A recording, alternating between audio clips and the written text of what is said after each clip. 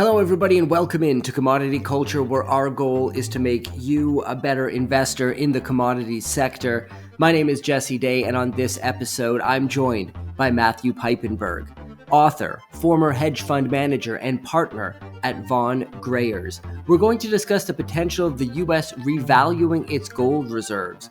What are the benefits, and what are the downsides, and could it even happen? The continued turmoil between the US, the EU, and Canada over the war in Ukraine and tariffs. We're going to get Matthew's thoughts on the silver market as well as other commodities and so much more. Strap yourselves in for this epic conversation with Matthew Piepenburg. Matthew Piepenburg, great to have you back on Commodity Culture. Always enjoy our conversations. I do want to start off like I do with all guests. It's been a while since I last spoke to you. I'm wondering, at this point in time, what are the main themes and trends you're watching when it comes to markets, the economy, and geopolitics? You can take it wherever you'd like. What do you think more investors should be paying attention to in those realms? Yeah, I think for me and for a lot of us, for many of us, the jig is really up. We're not really forecasting the surreal anymore. We're living it. And I think investors should be paying attention to history and math and facts rather than emotions or quick pundit tweets. But I was thinking the other day, and when I was in Cape Town, we were talking about gold and the COMEX and all these things. But I was thinking of this 18th century naturalist, a guy named Baron Cuvier, who no one would know and shouldn't have to know. But he was a botanist, a naturalist. He said, I could look at a tree and I could look at a leaf, and if I studied the arteries in one leaf, I could tell the health or sickness of that tree just with the leaf. And I thought, he says that the rot is hidden in the leaf, so to speak. And in a lot of ways, to me right now, when I look at the markets, geopolitics, the economy, the rot is hidden in this complex thing called the COMEX. I don't want to get too wonky and get too into that. For some people, it's very familiar territory. For others, it's not. The COMEX is not a gold reserve. It's a credit platform, basically. And without getting into all the details of the COMEX, 400 metric tons of gold came in from England into the US since Trump was elected in November and today. And that's fascinating in and of itself. And the reasons why, what's really important to understand is about 9 billion stood for delivery to go out of the COMEX. That was during the COVID crisis. And that was a huge event during COVID. And there was a big crisis. 9 billion worth of gold going out of the COMEX, which is not meant to be a revolving door. The gold is supposed to stay in there, churn and roll over, and frankly, price fix gold. But what we saw in just the last week was 21 billion of gold going out of the COMEX. And again, without getting into all of the wonkiness of it, that's a massive indicator. That's a rotten leaf of a bigger tree symptom to me, this COMEX, because by the way, that's 4x the pace of what it was 2024. So why is all this gold leaving this credit platform? Because it's not really meant for delivery.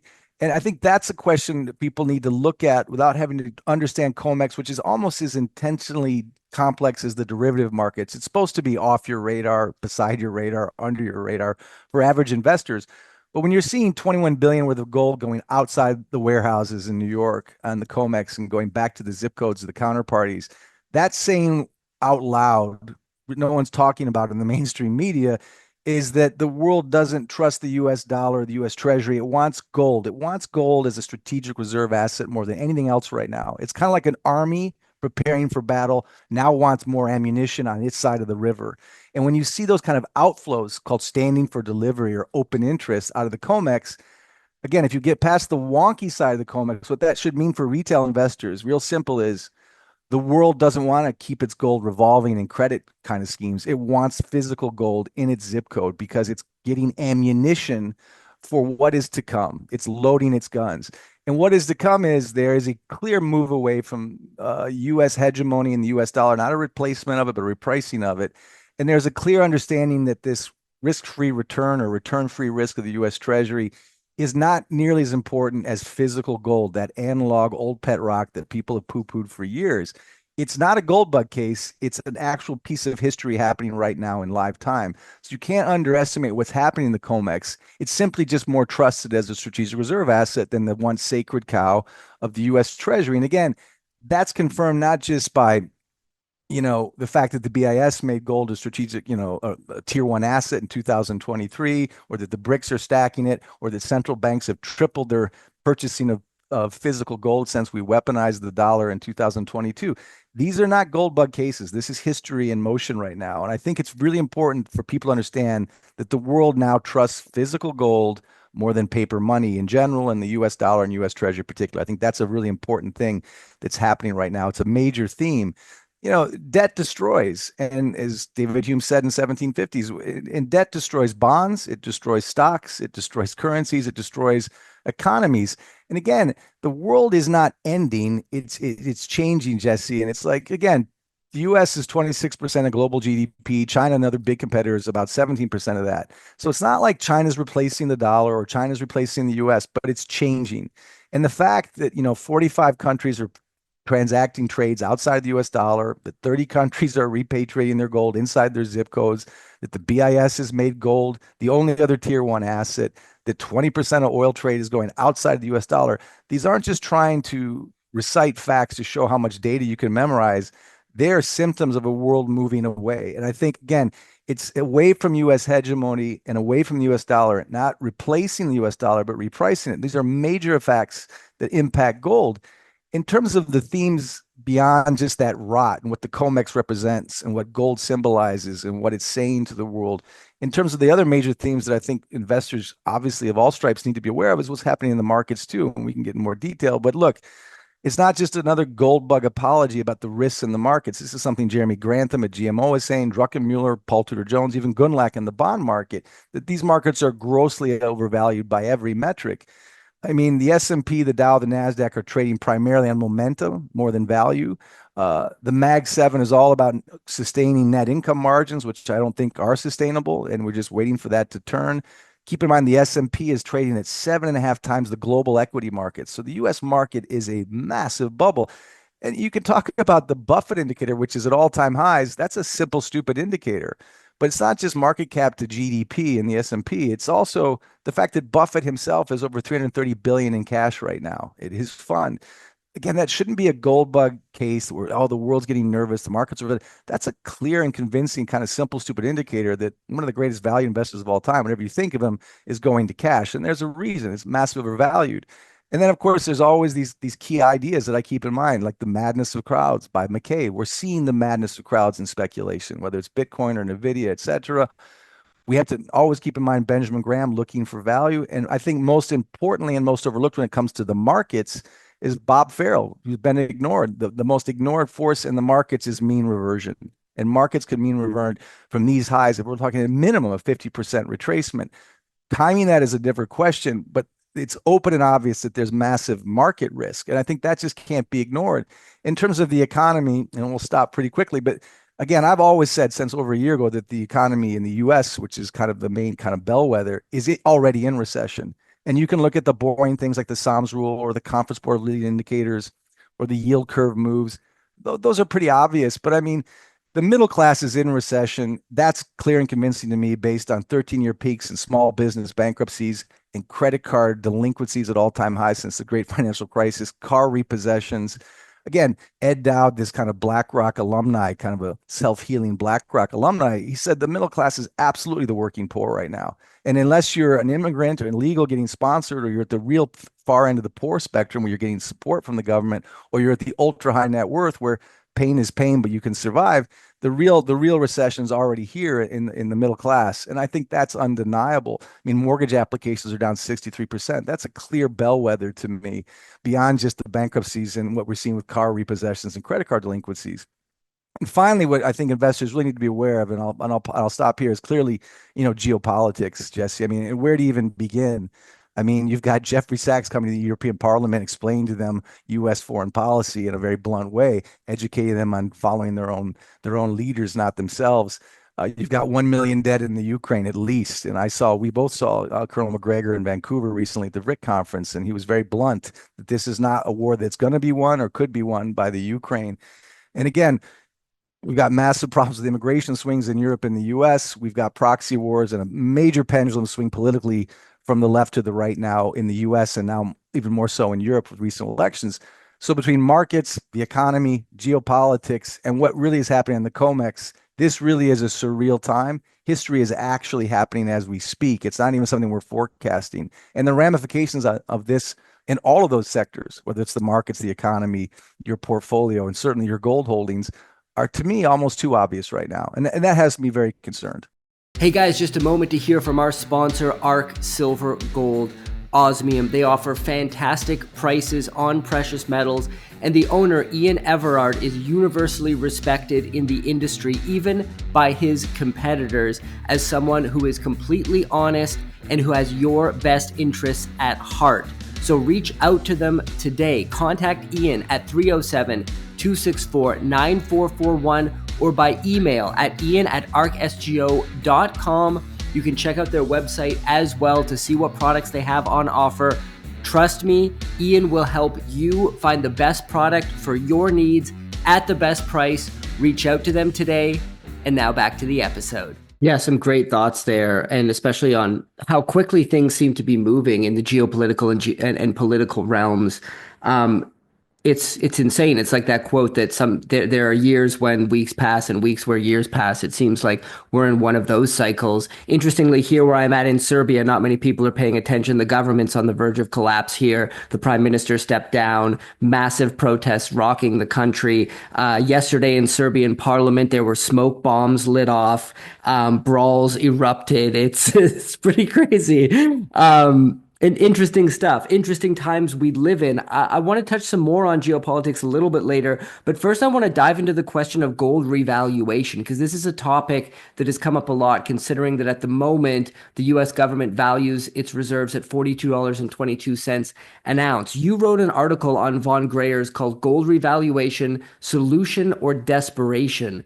Walk us through your thoughts. Is this a realistic proposition, and what effects would it have on gold markets and the economy at large? Yeah, it's a realistic proposition. It's ultimately, in my opinion, very impotent. It's kind of a guppy solution to a whale of a problem. And if we were to take that $42.22 certificate and market to gold market to market based on current gold pricing, you're looking at, assuming again that we have over 8,000 tons of gold in our banks and in Fort Knox, et cetera, you're looking at approximately 800 billion. And if we want to be generous, let's say a trillion that we could revalue and plug that, have, the Fed plug that in the treasury, and then we'd have a trillion extra money in liquidity. Basically, it's kind of QE with gold. And that's great. Let's say it's $1 trillion, but again, it's closer to 800 billion. But really, what's 800 billion? It's a guppy again against a whale. It's 1 year's military budget. It's 2 quarters of unlimited QE, which we've seen in the past. In other words, it's not, $1 trillion is a lot of money, but given the massive scale of debt in the US, whether it's public debt or whether it's combined corporate household and corporate debt, that $1 trillion is a dopamine rush, but it's hardly a cure. And what I was talking about in that article more particularly is something about Kissinger. Be careful what you ask for if you revalue gold. If the U.S. were to do that market to market, other countries have. Kissinger saw this in the 70s. A lot of European countries, which at the time had more gold in the U.S., were thinking, look, we're in debt. We're staring down the barrel of a debt crisis. Why don't we revalue our gold? And why don't we get the U.S. to do that too? And Kissinger was very, very afraid of that. And Kissinger's a very clever guy, whatever you think of him, because if you do that, then who has the most gold wins, and that, so to speak. It's a cliche. Like, it's not a gold bug conspiracy theory. We all of us in the industry know that the World Gold Council's view of China's gold holdings or Russia's gold holdings, for example, are woefully inadequate. I think they're off by 10x when it comes to China. So, China is the biggest importer and producer of gold. Russia produces 2x the amount of gold the US does. So if you actually were to revalue gold and other countries were to follow, we wouldn't be at the top of the World Gold Council's list as the most gold-rich country.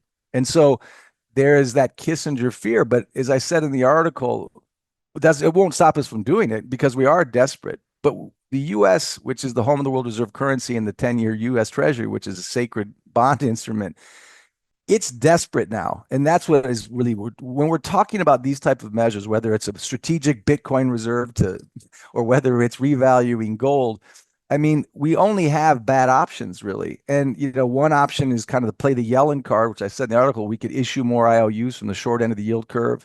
Then we have to hope that there's somebody at our treasury auctions to buy them. But when you look at the fact that our interest expense on debt, our military costs, and our entitlement costs are over 140% of our tax receipts, even a Yellen playbook isn't really enough to solve a real debt crisis.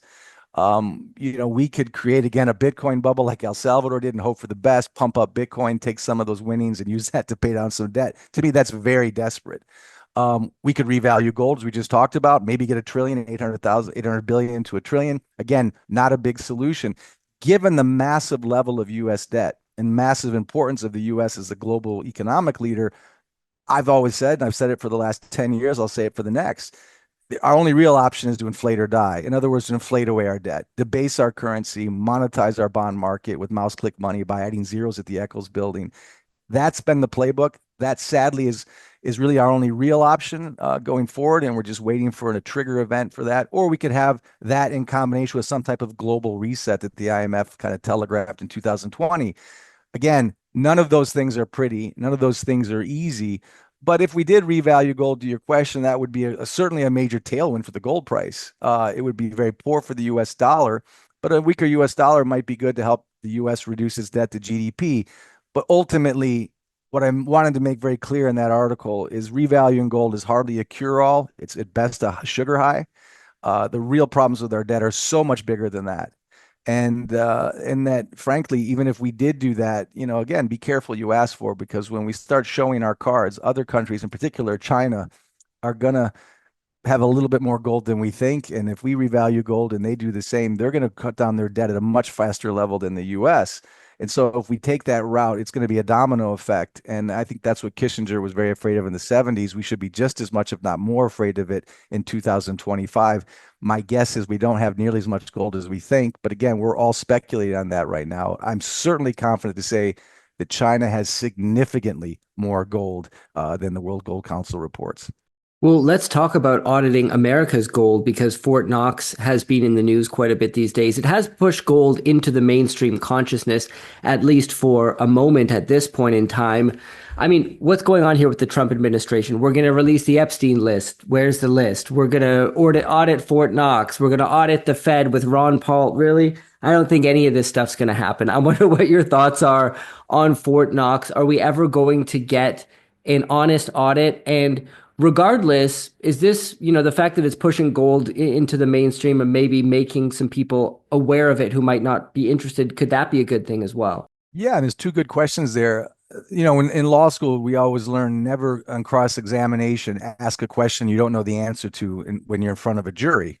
In the way you know that is you do a deposition before you go to trial. So you're in deposition behind closed doors, you get all the questions answered, and then you use those facts and questions answered to then go present it in front of a jury.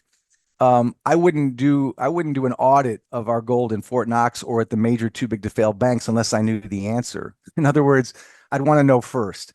Nevertheless, I can understand some of the optics of it for Trump and his administration. And yet I think he probably does, or they probably do have a good idea what that means. I think it's far more about the optics of looking accountable, looking transparent, which I have to applaud the administration for, whether they do it or not. Ultimately, I don't think it will really matter. If we have more gold, great. If we have less gold, it's still going to be very, very good for the gold price, especially if we have less gold, because that's going to be a major tailwind for the dollar. And that will, I mean, for gold, that will also weaken the dollar, which I think Trump actually wants a weaker dollar to get his debt to GDP down if he wants any type of growth. To your second question, which I think is actually is equally important, if not more important, it is going to bring what is already happening. You of course are seeing it on your platform, and I'm seeing it on our inbox every day at the office. Gold is certainly more on the mainstream retail ideas. It's certainly more in the conversation. The mainstream financial media has ignored gold for decades, and now suddenly they're catching on because they have no choice, because platforms like yours are coming more and more into fruition. More and more investors are getting their information outside of the mainstream media. I wrote about this back in October of last year. What are the things that are killing America? And one of the things I wrote about was the mainstream media in America is run by five corporations: Comcast, Disney, News Corp, some others, AT&T. In the 1980s, there was about 50 companies that provided information for the Americans. And certainly in Europe, you see how condensed it is as well. To me, that is not a democratization of information. That's a monopolization of information. And really, thanks to the Internet of Things, which includes the good, bad, and the ugly, but there are so many very, very good platforms now. on the internet that aren't in the mainstream media, that we are getting a more democratization of information. And so therefore gold is becoming far more understood. It's still debated, and it can still be very controversial, but it's far, far more on the radar now than it was 5 or 10 years ago, precisely because of, I think, blunt spoken, brave, more honest, more transparent platforms. It's up to each investor to pick those platforms and pick those pundits, because there is the good, the bad, and the ugly on every service on the internet as well. But there's so many good companies and good platforms that are making gold far more mainstream. And I think that's really good. That again is democratizing information rather than monopolizing it. When you have five companies which effectively run 99% of the information, whether it's financial or political, to me, that's an anathema to the First Amendment. That's anathema to a real kind of open debate and on markets and financial things. What's interesting though for us, and you certainly would include that, we've been talking about gold for decades, and we've been seeing these trends for decades. It's slow and steady, but it hasn't been denied. It's undeniably the direction of the markets. It's the direction of fiat money debasement. It's the direction of a bond crisis, a political crisis. It's now interesting to see it become center stage. It's interesting to see people that have been poo-pooing gold or ignoring gold or just talking tech or crypto or risk assets suddenly becoming gold experts. That's both kind of uh, disturbing in one way, but it's also kind of gratifying in another. At least now it's no longer us climbing out from under a rock to talk about this ignored analog asset. And I think it's great that it's very great that retail investors, whether they can afford a 400-ounce bar, a kilo bar, or a gram of gold, that they're starting to understand or at least discuss the role of physical precious metals as opposed to ETF gold or bank held gold. That to me is exciting. And I think with all this Fort Knox and all this audit, even the COMEX stories coming out, that is actually very good for retail investors to get a little bit more informed. I think the problem will be, or the challenge will be, or the excitement will be, is where are they getting their information from? How are they measuring this information? And I think for the most part, more and more people are catching on, which is great. Yeah, speaking of analog assets that are forgotten, silver continues to evade that same mainstream level of attention. And I think people can't wrap their heads around it as easily as they can gold, as its history as money backing a dollar of some kind goes back further than gold. The gold window ended in 71. Silver was before then. So I think in the collective consciousness, it's less so in people's memory. It's funny. I have a friend who started stacking silver. He has to hide it from his wife because she'd be like, "Why are you stacking rocks in our basement?" She'd make him sell it all immediately. Do you think that attention's eventually going to trickle down? Perhaps as we see gold continue to climb, people will start to wake up to it and realize, well, I can't, maybe they don't know they can buy a gram, but even then it's quite expensive for a little piece of gold where, hey, I can get this nice hefty coin for $30 or whatever. Maybe I'll do that instead. Do you think that attention will eventually trickle to gold and we could see like a renewed retail interest in that space? And silver, I think, is fascinating. I mean, silver to me is biblical. It's literally mentioned. I mean, Jesus was betrayed for pieces of silver. Our Constitution mentions silver in its original form before we destroyed sound money in 1913 when the Fed was created. And silver, even as far back as 1935 in China, silver was part of their currency. That's not that long ago. Yet to me, silver is fascinating. I mean, really, we were talking about this in Cape Town just in February, year over year, silver's up 48% from year over year. And yet it's still probably one of the most undervalued assets in the world. And, it's kind of cascades the poor man's gold. I think that's an unfair. I think for the smart man, it's the smart man's investment, not the poor man's gold.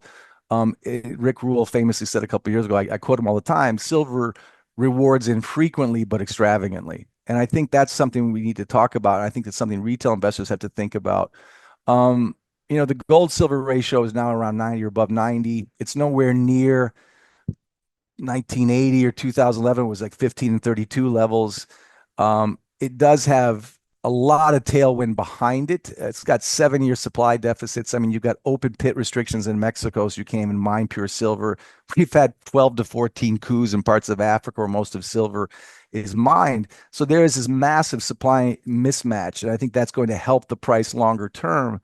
A lot of conversations have been had in the last few weeks or months about China and the People's Bank of China having really been suppressing gold since 1983. China's been buying gold kind of off the radar of the IMF or the World Bank. And, whenever a major mine operation, certainly Glencore, when they needed to, they were mining silver and they needed to cash to pay operations, to pay management, they needed to get it to refineries. A lot of those refineries, a lot of those buyers were in China. So they've been doing very quietly what the Chinese, whatever you think of them, do best. I always say they're playing chess while the rest of us are playing checkers. They've seen the writing on the debt wall in the West in general, in the US in particular, for decades. And as we've been going further and further into debt, issuing more and more IOUs and debasing our currencies and printing more of them, they've been stacking silver and gold very carefully, very deliberately, and very quietly. And that includes silver. So there's a number of forces at play, whether it's supply and demand mismatches, whether it's suppression out of China, and whether it's just a gold silver ratio coming back to equilibrium into even in the 30s or 40s or 50s. The gold could really, I mean, excuse me, silver could really skyrocket. We always say that silver is, not for widows and orphans. Egon's famous phrase, it is the little jet speedboat next to the big gold juggernaut. When silver moves in any direction, it's fast and furious. Gold kind of moves along at a steady kind of secular pace. When gold really catches more and more momentum, silver will follow. And so for those who have been buying silver at 10, 15, 20 and hoping for 50, 100, 150, again, as Rick says, you got to be very patient, but the rewards will be extravagant. I don't think you have to wait for 20 more years to see silver really rip. And for those who can't or don't want to buy large amounts of gold and can get more silver right now, whether it's at a retail shop down the street or at a private vault somewhere outside of that, I think it's a long-term play, and I think it'll be a very generous play. But I know they've heard that for years, but silver has rewarded in the last year, certainly. And, as I said often from the Gladiator, are you not entertained? But until silver is at 100, 150, 200 or higher, they think it's not doing what it's supposed to do. I think it's a very smart play for retail investors. And again, I instruct them all to just stay informed on that, follow the silver markets, even what's happening in the COMEX, because COMEX didn't just manipulate the gold price. When you see gold leaving the COMEX, that means there's less gold available for the COMEX to lever at 96% paper and 4% gold. It's the same with silver. Silver's been leaving the COMEX at record levels as well. So the ability to price fix legally on the COMEX is getting weaker. I've warned that was going to come for the last 4 years. It's happening as we speak. And it also, again, these supply deficits and this suppression out of China, all these forces are coming to play, I think, is a real tailwind for silver. And I think it's a fantastic investment for retail investors.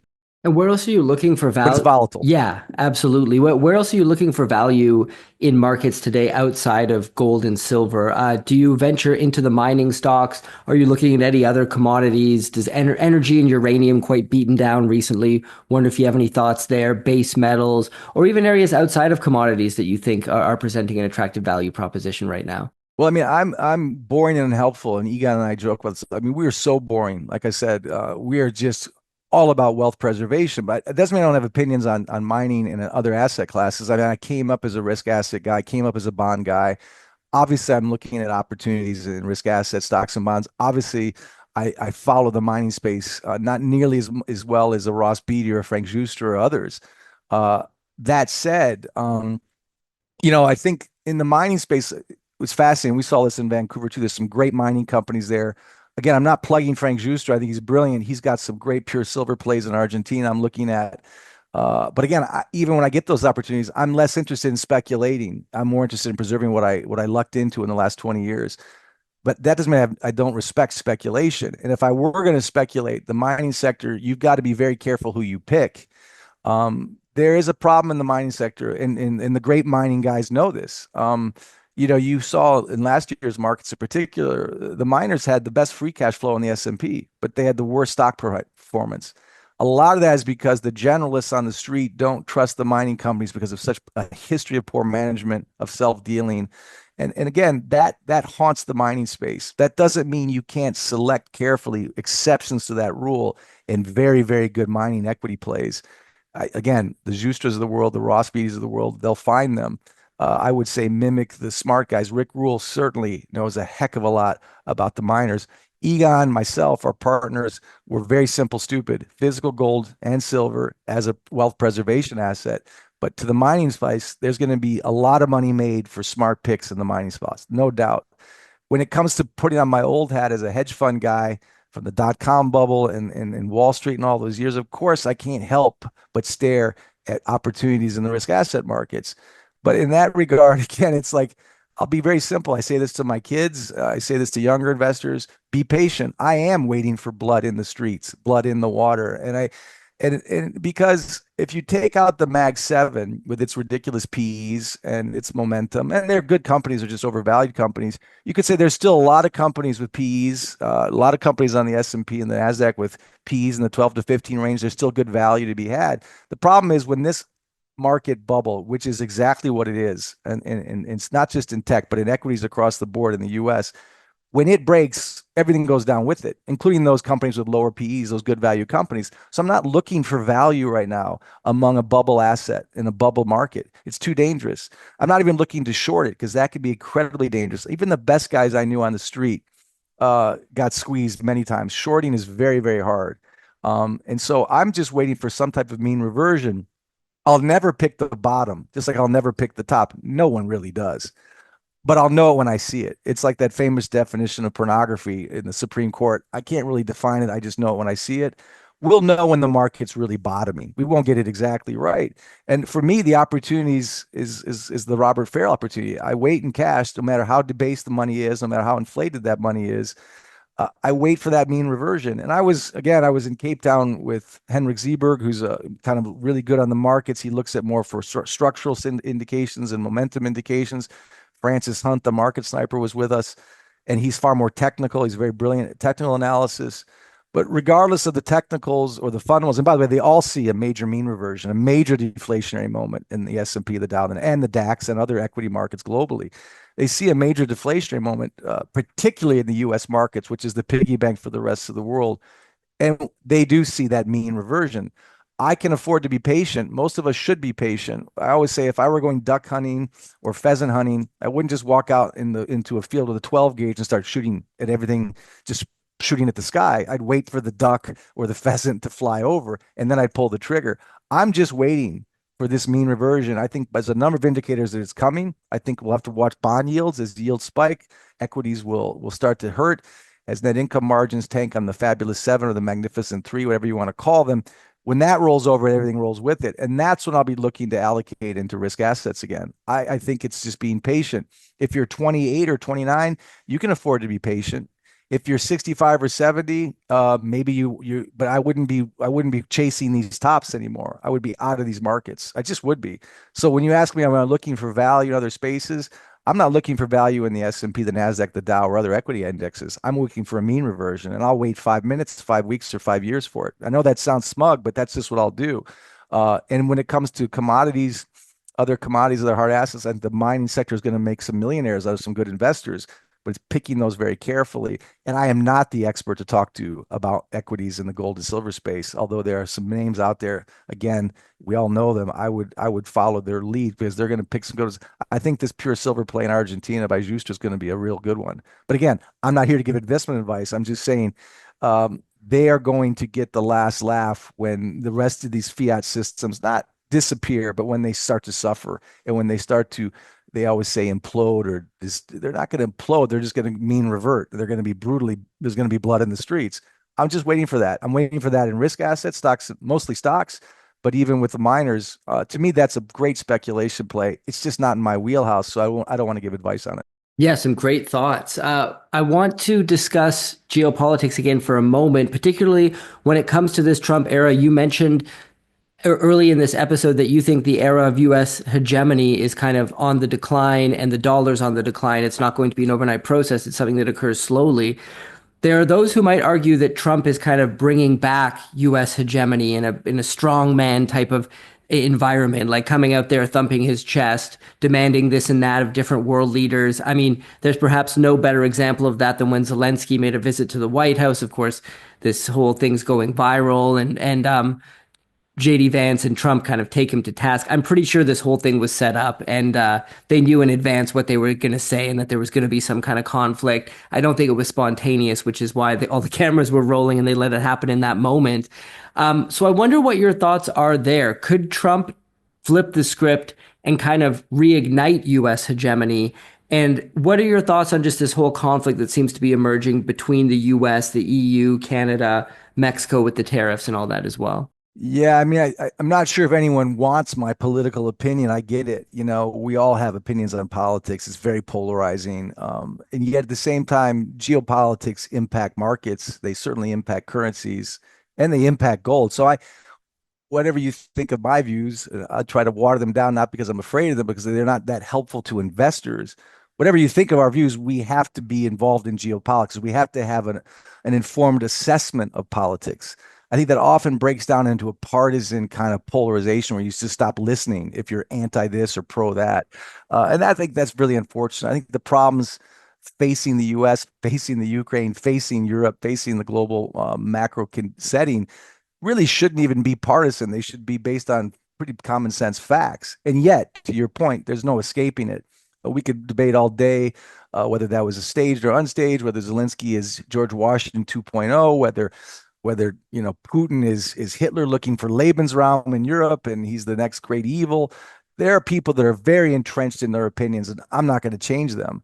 I think what we can agree, and I think is a very important question, Jesse, about geopolitics. We have to talk about it. I mean, first of all, 1 million dead Ukrainians is a problem. That should be a problem for any of us. What was really frustrating, Jeffrey Sachs brought this up, and Mitt Romney, he said openly, well, there's no dead Americans, so we can keep supporting this war. There's no, well, that's absurd, as Jeffrey Sachs has said, and as certainly anyone I think with a conscience would say, whether you're for or against this war, even Trump obviously says these are dead Russians, dead Ukrainians. Those are somebody's sons, somebody's fathers, somebody's brothers, etc. And all the civilians too. Those are lives. And we shouldn't say, well, that's not a problem to debate whether this war should stop or end, or whether Zelensky's a hero or a goat just because no Americans are dying. I thought that was a pretty crazy thing. And as we saw again in Vancouver, Douglas McGregor certainly no innocent when it comes to military realpolitik or the reality of combat or what war really costs. And doing a kind of a realistic assessment based on pure math, Ukraine cannot win this war without the support of the West, in particular in the U.S. specifically. But I thought what was really interesting, I'll show my cards. I am a big fan of Jeffrey Sachs, professor at Columbia, was at Harvard before that. He's more than just an academic. And I don't think we should look at academics at good universities as elitists and ignore them. Some are left, some are right. Some are just correct, regardless of whether they're left or right. And Mersheimer, Sachs, these are the kind of guys that I've always had a lot of respect for. Jeffrey Sachs was in Turkey in January of 2022 when Zelensky was mediating through Turkey with the Russians about some type of deal before this got into a hot war. They were negotiating really what Putin was looking for. And again, this is my strong view. If you can disagree, but what Putin was looking for was neutrality from NATO out of the Ukraine. He was very close to getting that with Zelensky.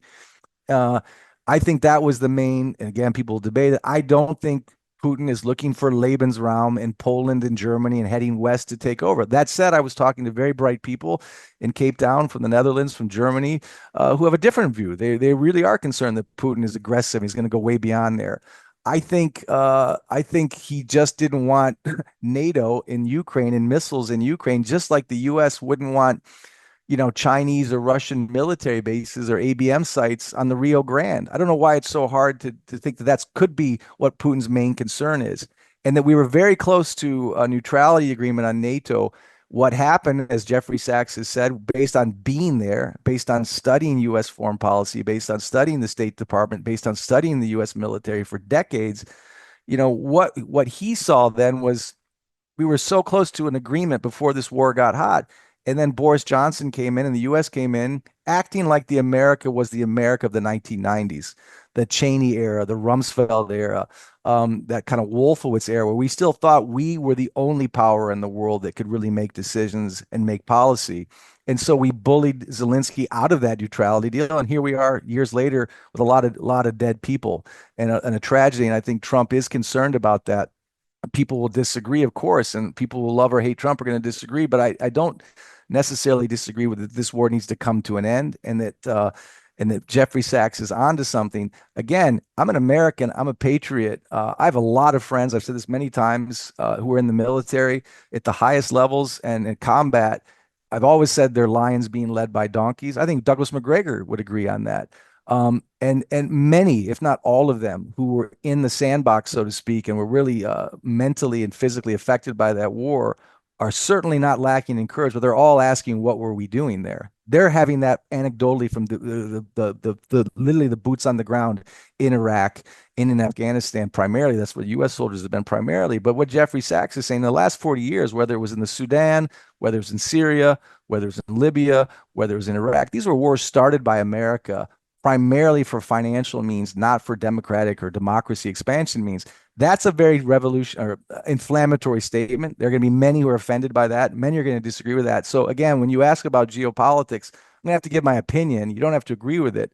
But whether, again, regardless of whether you think U.S. foreign policy has been foolish, selfish, financial, rather than democratic and peaceful, regardless of whether you agree with that view or not, we are in a geopolitical mess right now, and I think we have to be beyond the left or right debate. We have to look at the moral and human cost of this war in the Ukraine. We know that Zelensky can't win or continue this war without more support from the US. And the very fact that after that very cinematic staged event or real event at the White House, within a matter of 24 to 40 hours, Zelensky's apologizing because we just, as of today's recording, Trump has cut off all military support for Ukraine until he gets an apology. I mean, it's crazy, Jesse. It is crazy. But you're seeing egos, you're seeing dollars, you're seeing lives in a blender here. But Zelensky is going to have to toe the line. Now they're talking about coming to talk about peace agreements. Again, I don't think any of us should be against a peace agreement with Ukraine and Russia. I can't change anyone's mind, though, who thinks that once we do that, Putin will just invade the West and continue to menace Europe. There are many very smart people who have that view, and they could be right. I'm just not one of them. But I think, I have to agree with the smart guys that I think are the smartest guys in the room. I consider Jeffrey Sachs one of them. I don't think Putin wants more war. He doesn't want more war. If he can get the same thing that America would want, if we had missiles pointed at us from Mexico or Canada, we wouldn't go for that. I understand him. Doesn't mean I want to live in Russia or Moscow or St. Petersburg or that I'm anti-American. And I think, what Jeffrey Sachs is saying to the European Union, he goes to the parliament and he talks to them about our foreign policy, our mistakes. This is an American in Europe saying, you guys should not follow America's lead. We've led you astray. Look at Germany, look at England. Certainly Germany, by supporting the US in this war in the weaponization of our currency and the world reserve currency and the sanctions against Putin, they're burning coal. Their economy's in a mess. They followed our lead. How good has that been for you? There's a famous quote again by Kissinger. Again, I'm no fan of Kissinger, but he said, to be an enemy of the US is dangerous. To be a friend is fatal.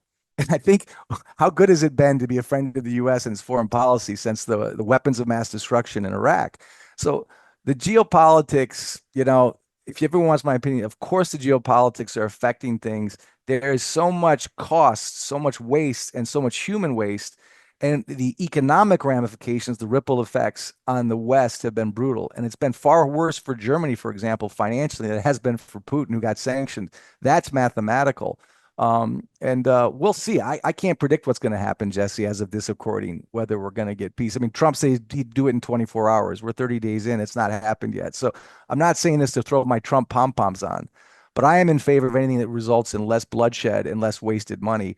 Whether BlackRock comes in and rebuilds Ukraine for a nice profit like Halliburton did after Iraq, that's to be determined. I don't think everything America does is for the best and the best intentions for the world around them. I think America's, like George Washington said, has no permanent friends or enemies, just permanent interests. Most of those interests are financial, not democratic. And I think history's evidence is all around that, certainly since Vietnam. Yeah, great summary there. I just wanted to quickly get your thoughts on the tariffs he's imposed on Canada and Mexico and China. He's talked about other tariffs as well on automobiles, chips, I believe. There's been a few ones thrown out there. I've spoken to some people who think this is actually a really good move, and other people who believe it's insane and doesn't make sense and shows he misunderstands what he's trying to accomplish. What are your thoughts there? Is there some genius behind this? Could this actually be positive for the countries involved, or is this just a big policy blunder in your view? It's hard to give a black or white answer because there are pro and con ways to look at this. And again, I try real hard to get both. I mean, ultimately, I think it's going to backfire, the tariffs. But at the same time, I have to put myself in the shoes of this administration and understand why they're doing it. On the negative side of this whole discussion, again, I'm not alone in this either, but I think history is informative. And as Mark Twain said, it rhymes. It doesn't always repeat itself. It rhymes. Many people have talked about this. I've looked into it carefully. In 1929, we had a market bubble and we had the Smoot-Hawley Tariff Act, which was enacted and it was made into it was accepted and then it was actually enacted and went live in 1930. And what followed was a global depression. And actually, U.S. exports went down by 30%. So the tariffs didn't really help America the last time we really pulled this move. You could argue that that's informative of what could happen now. In a lot of ways, there's a lot of very similar overlaps. And there's been studies in Switzerland where my offices are. You could say they're not neutral studies, they're not objective studies, maybe they're anti-Trump studies. But mathematically, the way they play it all out, tariffs tend to backfire and they'll backfire on the US. That's one view. It's an important view. It's a negative view on the tariffs. But I also think we have to, on the positive side, you have to look at what Trump's motives are. It's not just pure optics. He is trying to use tariffs as a leverage tool, I think primarily to reshore jobs back into the US. And I think a lot of these tariffs aren't necessarily directed at just Trudeau's office or Country X's White House or office, excuse me, or president. It's really directed at the C-suites of companies like Apple or John Deere. And it's also directed at countries like Mexico and Canada, where fentanyl leaks have come into our country and really destroyed it. I mean, more people have died from fentanyl than from our wars. So it is a real problem. He has a legitimate interest in punishing and using tariffs as a leverage tool to get compliance. By the way, these tariffs that were you just announced with Mexico and China and Canada, they could be gone by tomorrow. I don't know. We're talking as of this recording. That stick he uses is a leverage stick, and he certainly got compliance from Trudeau when he threatened it originally. He certainly gets a reaction. But my view is he's really talking about, look, we've got a $300 billion trade deficit with the BRICS. We've got a multi-billion-dollar trade deficit with Canada.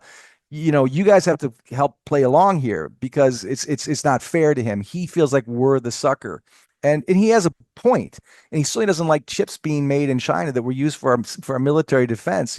That should be reshored back into our country. That's madness to him. The trade imbalances are madness to him. The offshoring of jobs to places, again, like John Deere making most of their tractors in Mexico, or much of their tractors in Mexico. They used to be made in Iowa. That's an American company. I understand the optics and the desire for him to say, I'm going to put tariffs on anything that comes into this country that isn't built in this country, because we got to make America great again by reshoring jobs and getting the P back in the GDP by actually manufacturing. He's got to do something dramatic to do that. The problem is that's going to be very inflationary and very costly. And even if it works, it's going to take many, many years to see the results. It's going to require natural wage price inflation, which we need, but that's going to increase our debt. It's going to increase our inflation burdens. But I think it is the right thing to do. But the other flip side to that, again, going yes, but, pro negative. Again, whenever you do these kind of weaponizations, which is really what these tariffs are, because it's not really protecting an industry. We don't have much of an industry to protect because we've offshored it. The American dream, I've said many times, has been made in China since 2001. But he is trying to make a change. We can give him credit for that. That's the pro side, and he will get some reaction. The negative side is we also see throughout history when you throw out tariffs that the counterparties of those tariffs get very creative and retaliatory at the same time. And so it's not a zero-sum game. It's not just one winner and one loser. It could be many losers and many winners kind of mixed match together. And so I see the BRICS and other countries see themselves as suckers. America under Trump sees itself as a sucker. They're both right and they're both wrong. But tariffs will be inflationary, and as Putin said, if you do this, you're just going to dig the grave even deeper for the U.S. dollar. There's just going to be a slow, continued movement away from that dollar. And again, these parties will get creative and retaliatory. Canada buys more U.S. products than Japan, France, and the U.K. combined. So be careful what you ask for. Again, it's messy. It's nuanced. It's not black or white. And yet again, I understand it's more than just optics for Trump. He's making big decisions to get big results, but there's nothing clean. It's never clean. We're going into a world that's very multipolar now. It's not the 90s. It's not Rumsfeld, Wolfowitz, and Cheney who think America is the end of history, like the Fukuyama book, and that we're in charge and that we can all go home and relax. It's not that world anymore. It's very multipolar. It's very multi-dysfunctional. And I think as a ship sinks, you get two kinds of passengers: those who just think about themselves only and go looking for a life preserver, and you get the other ones that are calmly looking for a lifeboat where everyone can be saved. Right now, in this very debt-driven, multipolar, multi-dysfunctional world where every major economy is in debt over its ears, they're all looking for their own personal life preserver. They're not trying to come up with a cooperative lifeboat. And I think, Trump, as I've said many times, is a winner more than he is a leader. For him, it's a binary thing. It's the art of the deal. Whether he wrote the book or not, he goes big, tries to reach somewhere in the middle, but he's looking to win. And if there's a winner, there's got to be a loser. The rest of the world might think we should be more cooperative. I don't think we're in the setting for that right now. But, no one's looking for a communal lifeboat now. We're looking for our own specific life jackets. We're tariffing and we're punishing and we're weaponizing. The problem is that may be good for reshoring jobs. It may be good for getting Canada and Mexico to be more careful on their borders and get fentanyl levels down, all of which I'm in favor of. But there's going to be more to it than just that. They're going to retaliate. They're going to fight back, or they're going to just move quietly further and further from the dollar. So it's not just a simple red button solution where we solve the whole problem. The External Revenue Service gets so much money on tariffs that all kumbaya works out together. To your original long answer, to your original question, the people that said it's madness are partly right. The people that said it's certainly something we need to do are partly right. And I'm not trying to just hedge. I actually think they're both right and they're both wrong. And until we get past the karma of the global debt that we're in, there's going to be a mess before it gets better. And what we're seeing now, whether it's with the tariffs or anything else, or whether it's the Bitcoin strategic reserve or revaluing gold, to me, these are all just desperate symptoms of a desperate time, not just in a desperate America, but a desperate European Union, a desperate South America, a desperate global economy because of too much debt. Well, Matthew, this has been a fantastic conversation. Always appreciate having you on the show. Tell us about Von Greyer's and the work you do there. Yeah, again, we've been talking about this for almost 30 years. Currencies are going to be debased. Counterparty risk in banks is the last place you want to hold it. ETF paper gold is not real gold for a number of reasons. So we just warehouse gold in a very secure private vault in the Swiss Alps and in Singapore and in Zurich because we want it outside of the banking system and because we know it's a safer asset than a paper currency, whether it's a Swiss franc, a euro, the US dollar, Canadian dollar, Australian dollar, et cetera.